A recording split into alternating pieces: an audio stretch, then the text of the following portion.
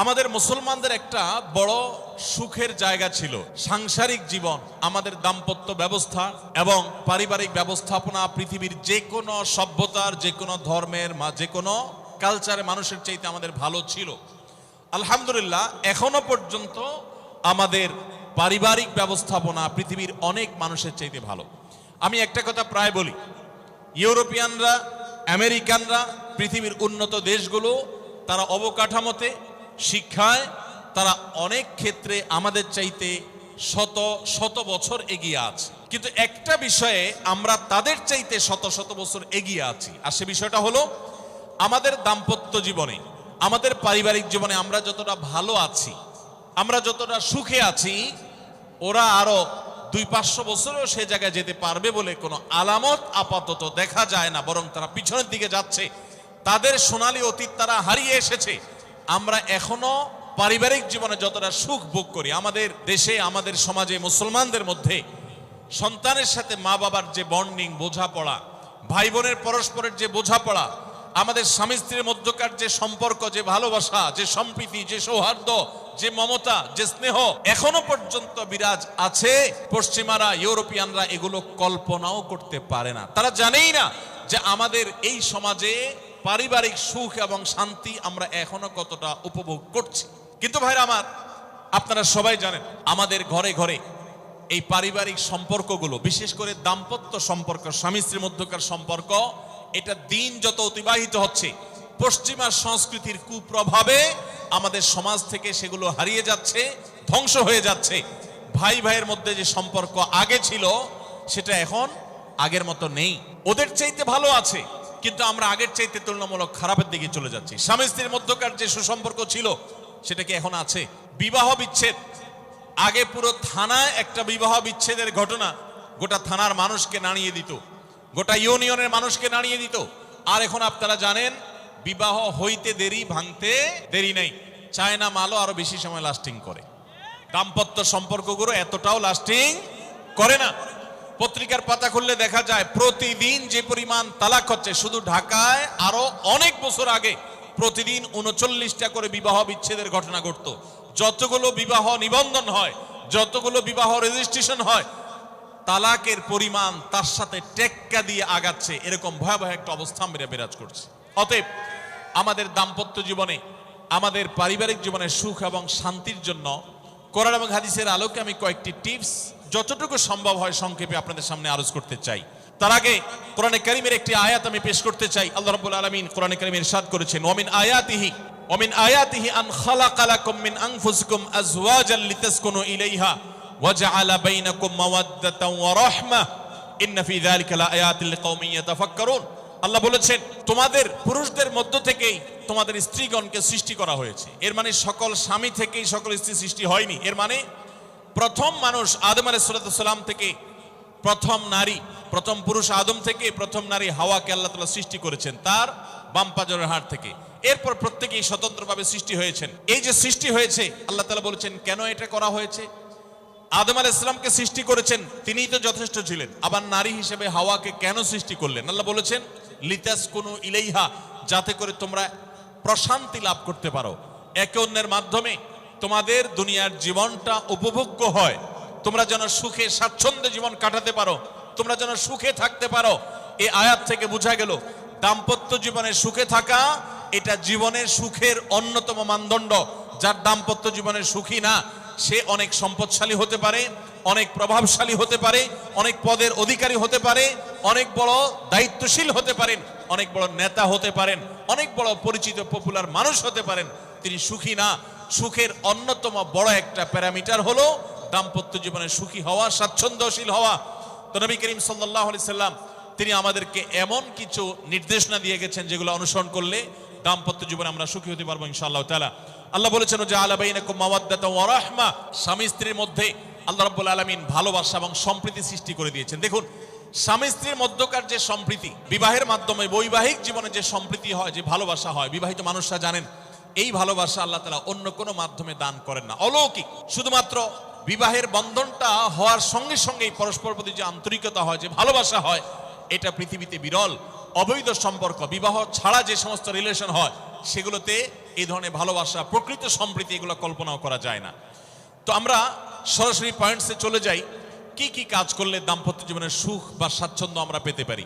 অনেক মানুষ আছেন আমাদের কাছে আসে, বিশেষ করে আমার কাছে যত মানুষ অফিসে আসেন, এক এক দিন কয়েকশো মানুষও দেখা যায় অফিসে আসেন, এমনও হয় কোনো দিন কয়েকশো মানুষও হয়। তো আমাদের অফিসে অনেকগুলো ডেস্ক আছে, অনেক আলেম আছেন, তারা সমাধান দেন বসে বসে, তারা সহযোগিতা করেন আমার সাথে। অনেকগুলো ডেস্ক বসাতে হয়েছে, এত বেশি মানুষ আসেন। আপনারা অবাক হবেন, সবচেয়ে বেশি মানুষ আসে যেই ইস্যুটাকে নিয়ে, সবচেয়ে বেশি মানুষ আসে সেটা হলো দাম্পত্য কলহ, স্বামী স্ত্রীর ঝগড়া বিবাদ, তালাক, এগুলো নিয়ে সবচেয়ে বেশি সংখ্যক মানুষ আছেন।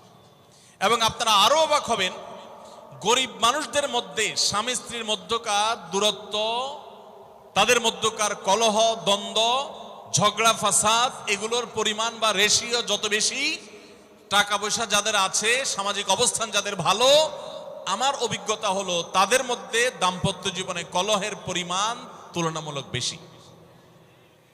তাহলে অনেক যুবক আছেন যারা বিয়ে শাদী এখনো করেন নাই, শুধুমাত্র হাতটা কসলাচ্ছেন আর চিন্তা করতেছেন চাকরিটা শুরু করতে পারি, ব্যবসাটা শুরু করতে পারি, বিদেশটা যায় সারতে পারি, টাকার বস্তা কামাই করে ফেলবো। তখন বউ একেবারে শুয়ের মতো সোজা থাকবে, আমাকে দিল জুড়ে ভালোবাসবে, আদর করবে, ভালোবাসা হবে, সম্প্রীতি হবে। চোখে মুখে লাল নীল রঙিন স্বপ্ন অনেক যুবক ভাইরা এখনো দেখছেন। আপনাদেরকে বলছি, টাকা পয়সা দিয়ে দাম্পত্য জীবনে শান্তি কেনা যায় না। টাকা পয়সা এবং সামাজিক অবস্থান দিয়ে মানুষ সুখী হয় না। আমাদের কাছে অনেক মানুষ এসে চোখের পানি ফেলেন, তাদের সামাজিক অবস্থান অনেক মজবুত, তাদের সামাজিক স্ট্যাটাস কল্পনার অতীত, কিন্তু তারা পারিবারিকভাবে সুখী নন। আমানতদারিতার কারণে তাদের প্রাইভেসি রক্ষা করি আমরা, কখনো ইশারাঙ্গিত আমরা তাদের প্রাইভেসি ভঙ্গ হতে পারে সেভাবে বলি না। কিন্তু আমরা রেশিওটা আপনাদের সামনে পেশ করছি এজন্য, আপনারা যারা হাত কসলাচ্ছেন, যারা বেকার যুবক আছেন, যারা স্টুডেন্ট আছেন, যারা মনে করছেন যে টাকা পয়সা কামাই করে বস্তা ভরি, তারপরে আমি বিয়ে শাদী করে ফেললে সুখের সাগরে হাবুডুবু খাবো, আমি এরকম দেশ বিদেশ ঘুরতে থাকবো, এই রঙিন স্বপ্ন যারা দেখছেন তাদেরকে বলছি, বিশ্বাস করুন, সুখের সাথে এই টাকা পয়সা এবং সামাজিক অবস্থানের সম্পর্ক আপনি যতটা আছে মনে করেন বাস্তবে ততটা নাই। তাহলে কিসের সম্পর্ক? আসুন আমরা সেই জায়গায় চলে যাই। নাম্বার 1, সুখী দাম্পত্য জীবনের জন্য পুরুষ এবং নারী উভয়ের জন্য সর্বপ্রথম এবং প্রধান করণীয় হলো আল্লাহ তাআলার কাছে অনেক আগে থেকে দোয়া করতে থাকা, দরখাস্ত সাবমিট করা যে আল্লাহ, আমার পরিবার, আমার স্ত্রী, আমার অনাগত সন্তান সন্ততি যারা আসবে আমার বংশে, আমার ঘরে, আমার সংসারে, আমার পরিবারে, আল্লাহ আপনি তাদেরকে নেককার, তাদেরকে মুত্তাকিদের ইমাম এবং তাদেরকে এমন মানুষ বানিয়ে দেন যেন তারা চক্ষু শীতলকারী হয়। আপনাদেরকে একটা দোয়া শিখাতে চাই, অনেকে হয়তো জানেন, সূরা ফুরকানের ৭৪ নম্বর আয়াত। সূরার নাম কি বলেছি? ফুরকান। আয়াত নম্বর কত বলেছি? ৭৪।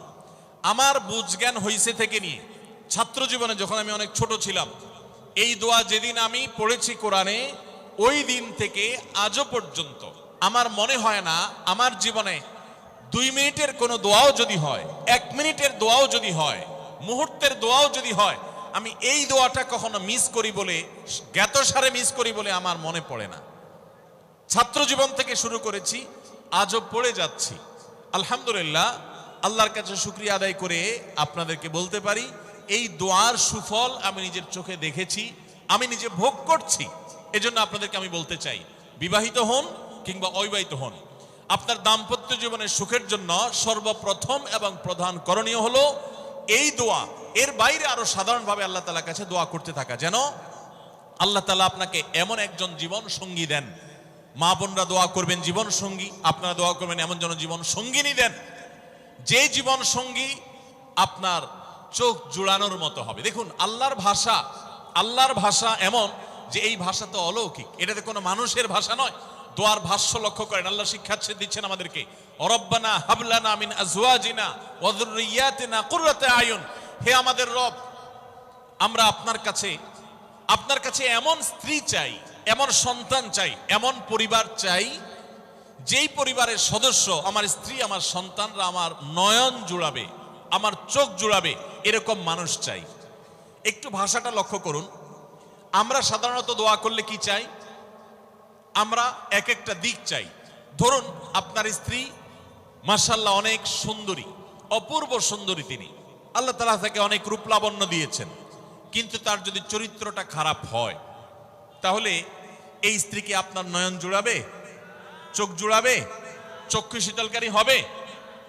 আপনার স্ত্রীর চরিত্রও ভালো, দেখতে শুনতেও মাশাআল্লাহ সুন্দর, কিন্তু পড়ালেখা নেই, বুদ্ধিশুদ্ধি নেই, একটু বেকুব কিসিমের, তাহলে কি আপনার চোখ জুড়াবে? ভালো লাগবে? আপনার স্ত্রী শিক্ষা দীক্ষাও আছে, জ্ঞান গরিমায় মাশাআল্লাহ তিনি ভালো, রিচ, সমৃদ্ধ, আবার চেহারা সুন্দর, আবার তার মধ্যে তার চরিত্রের সমস্যা নেই, কিন্তু সমস্যা কি? সমস্যা ধরুন তার ভিতরে এমন রোগ আছে, শারীরিক রোগ, যেই রোগের কারণে আপনার জন্য সেটা বড় কঠিন পরিস্থিতির মুখোমুখি হতে হয়। ধরেন দুরারোগ্য কোনো ব্যাধি আছে, মরণ ব্যাধি আছে, এমন কোন রোগ আছে যেটার কারণে আপনাকেও সাফার করতে হয়, তাহলে এই স্ত্রী কি আপনার চোখ জুড়াবে? ঠিক একই কথা স্বামীর ক্ষেত্রেও প্রযোজ্য, সন্তানের ক্ষেত্রেও প্রযোজ্য। আল্লাহ তাআলা এমন একটা শব্দ শিক্ষা দিয়েছেন, দেখুন, আল্লাহর কাছে চাইতেও জানতে হয়। উল্টাপাল্টা দোয়া করলে দোয়া পূরণ হয়ে যাবে, কবুল হয়ে যাবে, কিন্তু আপনার কাজ হবে না। অনেক যুবক আছে আল্লাহর কাছে দোয়া করে, আল্লাহ বেশি না, লাখ পাঁচেক টাকা চাই। অনেক যুবক লিখে দেয় আমাদেরকে, হুজুর দোয়া করবেন বেশি না, আমি আল্লাহর কাছে লাখ পাঁচেক টাকা চাই। আল্লাহরে টার্গেট দিয়ে দিছে, কত লাগবে? 5 লাখ। কেন? একটা বাইক কিনবে, যুবক মানুষ, রাস্তাঘাটে বাইক ছাড়া চললে ভালো লাগে না, একটা ভালো সেট কিনবে, না হলে ফেসবুক স্ট্যাটাস ভালো করে দেওয়া যায় না, ছবি তুলে দেওয়া যায় না। সাইফুল্লাহ ভাই ছবি তুলে দিতে বলছেন না, মাহফিলের ছবি তোলা যায় না। আর কিছু টাকা দিয়ে ছোটখাটো একটা দোকান কিছু একটা করবে, বিয়ে শাদীর ব্যবস্থা করবে, বাস, বেশি কিছু চাই না।